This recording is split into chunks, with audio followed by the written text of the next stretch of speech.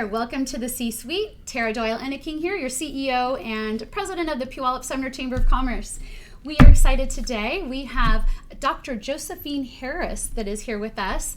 I know she looks in her 20s, beautiful, youthful, but you're going to be pretty surprised about her eclectic background. There's lots to learn about this fantastic woman who will also be one of our Women in Business speakers this year. So Dr. Joe is what we kindly refer to you as, yes. Correct? Your friends call you Dr. Yes. Joe. All right, well, welcome. Thanks for being here at the C-Suite. I'm anxious to introduce our viewers to your wonderful background and who you are. Well, thank you for having me. I appreciate it. I feel like every time I turn around, there's some new award or recognition or some type of fantastic trip you're taking. You've really carved out a path to a unique place in your life right now, would you say? Yes, ma'am. Yes, ma'am. I've been doing a lot of traveling. I just came back from Florida, Miami, Florida, where I received the Presidential Lifetime Achievement Awards. Oh, wow. Well, hey, I'm not going to fast forward us all the way to that yet because we have a lot to kind of unpack to get there. So, you and I got to speak a little bit as we were working on what could be sort of the platform for the Women in Business event. So I learned a lot about, growing up in Savannah, Georgia, and your siblings and all of that. So let's catch our viewers up and just tell them a little bit about your background. Wow. There's a lot of bit about your background. It's a lot. Well, I come from a huge family. I grew up in not the bad part, but in a really low income housing and stuff. My mama was a single parent, but she made sure that we had what we needed. So as me growing up, I was also a teen parent. Mm-hmm. So being a teen parent, trying to finish high school and trying to take care of my daughter, which I had as a teen. Then I had another daughter as a teen as well. But the things that I went through helped me to become the person I am today. Tell us a little bit more about that, because I gotta imagine that was pretty challenging. It was pretty challenging. I had one of the things that I am very grateful for is that I had people along the way. I had my mentor, I had my godmama. So those people along the way helped me to really iron out of what I wanted to do. Because I wanted to be a lawyer, but that didn't work out as planned because of my team. I was pregnant at an early age. But when I was growing up, I had a lot of help through friends, through my godmama. I've been in a lot of activities, but it was very difficult for me because it was hard for me because at an early age, you can't get a job at the age of 15. Right. Trying to take care. Were you able to keep up with your school and all of that on track, or did you need to kind of fill in some gaps there, committing to be a mom, and how did that all play out for you? I really had a supportive team. I really had a good support team. I had a mom that really cared about me. I had a mom, she was really strict. Yeah, but she was determined that is not bad. She was determined that I was gonna finish school. So she kept my daughter for me while I was going to high school. But then I had to really slow down, and it was hard for me because I had to go to summer school because I was missing a lot of days. Yeah. So I went to summer school to actually finish of my 11th grade year. Okay. So, but I did graduate it. Congratulations. Yes. and then some, I know. Aww. I did graduate from high school, but it's the guidance, the mentor. If I didn't really have the guidance and the mentor, I probably won't be where I'm at today. Were there frank conversations that people were having with you on, maybe goal setting or life plans, or was it also, I imagine support came also just in the form of, I need help, I need some hands helping too. I mean, when you talk about a mentorship and a godparent playing roles, in what kind of ways were they playing those roles for you? Though they was one of the roles, they was encouraging me to move further. Because I really was thinking about just quitting. Yeah, because it was hard for me to go to school. It was hard for me to keep up my grades because then again I started moving. I started falling behind on my grades, which was in high school in math, and I'm not too good at math. But they had to really put a lot of encouraging words to me. They really had to they took me to Bible study, took me to church. So they really was encouraging me to move forward in my life because I really was thinking about just dropping out of school. Well, I imagine that faith component ended up being pretty important then. Yes. Yeah, I agree with that. So, okay, you got through high school and you're a mom. Or were you living still with your mom, or were you what was your living situation like? I was living with my mom up until I wanted to call myself grown. Yes, you can call yourself whatever you want.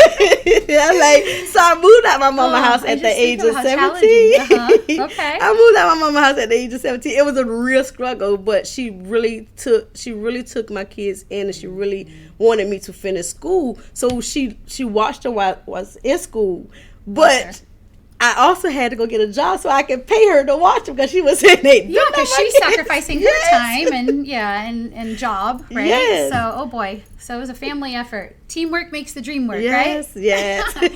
Well, so you not only finished, of course, your high school, but, you ended up going to college as well. So the mentor and all those that were giving you wise wisdom along the way, it obviously resonated with you. It did. To kind of dig in and do the hard work. Yes, because one of the things I used to tell myself, I like, okay, what would my children say? And they wanted me to help them with their homework if I would have dropped out of school. So that was my motivation. That's a good motivation. Yeah. So that was my motivation to really finish school. I love because that. I was thinking about, okay, I have these kids. What are they going to ask me if I don't know how to do math? I don't know how to do reading. Facts, right? Yeah. Facts for sure. So then college, you were at, was it Savannah State? Savannah State, yes. Okay, so tell us what you studied, and I think you also did a little cheerleading at her. I did. Little fellow cheerleader. Actually, at Savannah State, I was studying biology. I was studying going into biology, which I wanted to go do forensic. Yep. Forensic science. So I went into that, but it wasn't that I want not to do it. Yeah. But it was like, okay, do I want to do this or do I want to do that? I know I have these kids. I have to take care of these kids. So I need to really get something that's going to get me a job right away. Right. So that's when I went into nursing. Okay. So nursing, which is a fantastic profession and still exposes you to so much, and seems to always be in demand. Yes. So so you finished college and were able to obtain what kind of nursing? You worked in nursing then? I did. Okay. I became an RN. Okay. So I worked in a surgeon. Okay. Wow. So that was that. And when time passed and I finished school and I got my degree in nursing, RN, and working surgeon, and along the way I started to get burnt out. Yeah. And then my kids was in daycare. I never used to see them. The daycare was raising them, and I like, you know what? I had to really change my field. Okay. So I went in another direction. Pivot. I really did pivot because I went in the direction of criminal justice. Okay, well that brings back that forensic science that you were interested in. Yeah. So, and I imagine some of the nursing was still very valuable. It was very.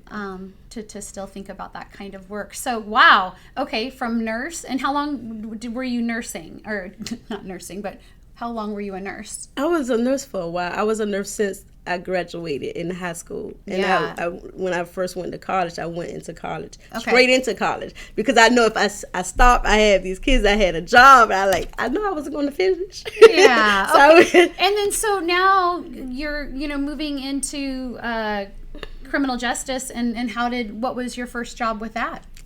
Criminal justice, my first job was a police officer. A police officer. I can't imagine you don't want to be a nurse. That was now my I want to first be a police job. officer. I know. I'm so blown away. I love it.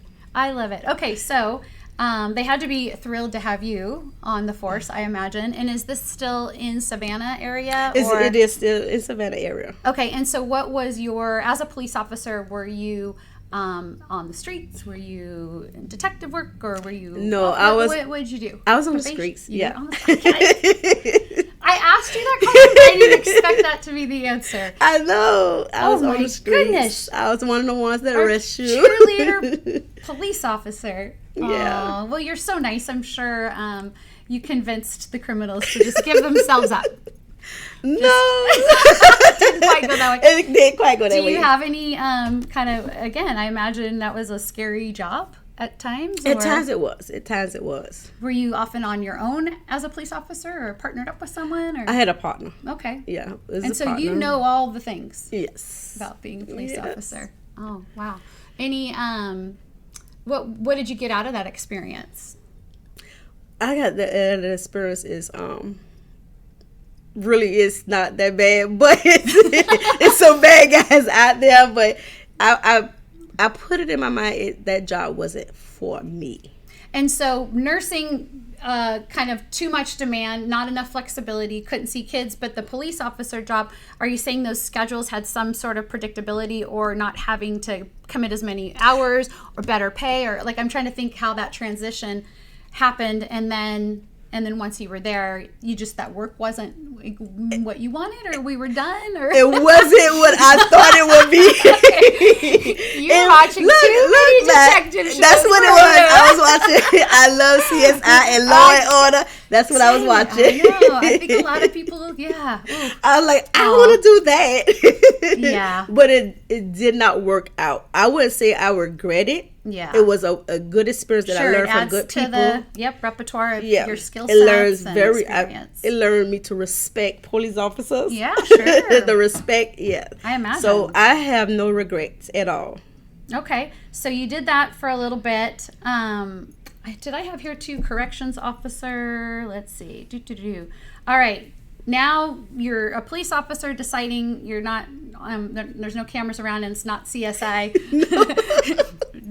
forensic detective time. So how and what was your next strategy and plan for your life? My next strategy and plan is like when I decided that the police department wasn't for me, I was like, okay, what can I do to really help people? Yep. What can I do to really help the community besides a nurse, a police officer? Sure. So that's when I went into psychology. Okay. And so, again, taking that caring element that came from your nursing sort of background, recognizing, I'm sure, as a police officer, that mental illness is Yes. alive and well and definitely tied to a lot of crime. So it does make a logical sense to me that would be, an area that you might land in. And so what kind of schooling was involved to get the specializations that you have now to be a practicing psychologist?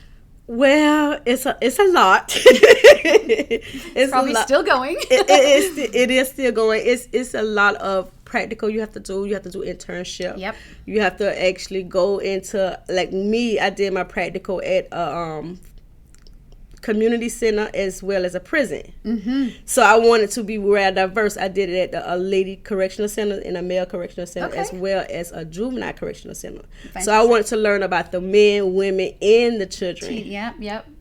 So I wanted to make sure that I can help them. Mm-hmm. And I love what I do because I love helping them really navigate through mental health challenges that they have. Sure.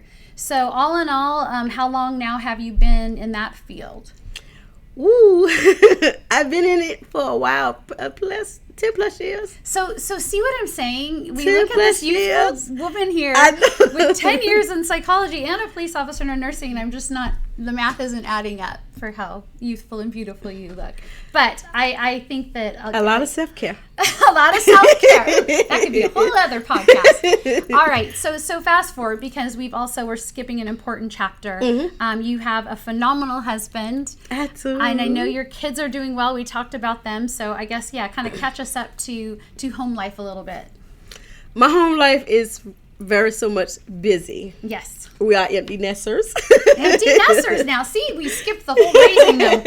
Yes. We are empty nesters, but my home life is really busy. I have my own practice, mm-hmm. So I'm also part of different organization. One of the organizations I'm is part of is called the Herpreneur Network, where it's a group of women, Christian women in business, mm-hmm. and ministry. So we help other women feel their dream and help them with their career along the way. Herpreneur, yes, right? Okay, that's right. Okay, and there's a magazine attached to that one yes, too. It is. Okay. Yes. Very yes. cool. Well, again, bringing that faith back in and women empowerment and leadership. That's fantastic. So I know your kids, what are they off doing now? Because they're adulting now. They are adulting. And thank you, Mom, for, again, yes. paving the way and learning enough along the way to help with homework, to be helpful, and to guide them in directions, yes. to be productive human beings, right? Yes, we're actually my the oldest daughter. She's getting ready to graduate from pharmacy school, so she'll be a doctor of pharmacy. The middle daughter, she's getting ready to graduate from culinary art schools. She's also in the Navy. Oh, yay! Fantastic. So and my oldest son, he worked for Amazon. And the middle one, he's in school for computer engineering. So he'll be graduating soon. And the youngest one, he's in the Air Force. Wow. You kind of hit all the buckets there. Oh, but again, obviously we're an inspiration to your kids, and probably adopted some of that strictness that you might have received from your mother. Yes. I imagine. I mean, I think without it, we don't, left to our own devices, who knows where we would be, right? Yeah. Oh, well, very lucky. So you are now practicing in psychology. You have some specializations. What are some of, I guess, what you would consider your niche now in that field? My niche in that field is I deal with a lot of PTSD. I deal with a lot of anxiety, depression. Okay. I also deal with a lot of ADHD as well. So now I'm tapping into children with special needs. Mm-hmm. So I'm going into that realm of helping children to navigate through their behaviors while in school. So I'm going to teach them, as well as the teachers, how to handle their behaviors. Good. Nice. Well, that's very rewarding work, I know.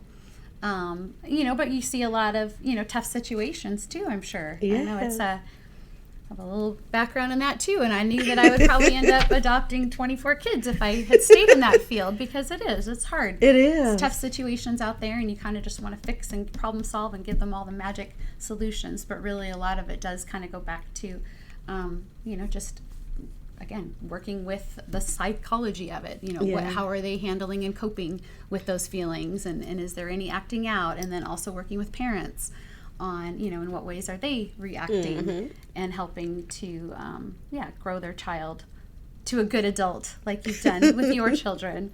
What do you do for fun? You're busy. I know you probably have fun working. I do. I love what I do. I like to travel. Yeah. So we travel a lot. Yes, you do. So, and I'm going to leave a really good, cool fact from me. That is, I take a week off monthly. Oh, well, a week off monthly is a great prescription. Yes, that's why I look so young. There's that self-care part. Oh, well, I don't disagree. It's working well for you. Well, hey, I know you're a wonderful supporter of the Chamber business community.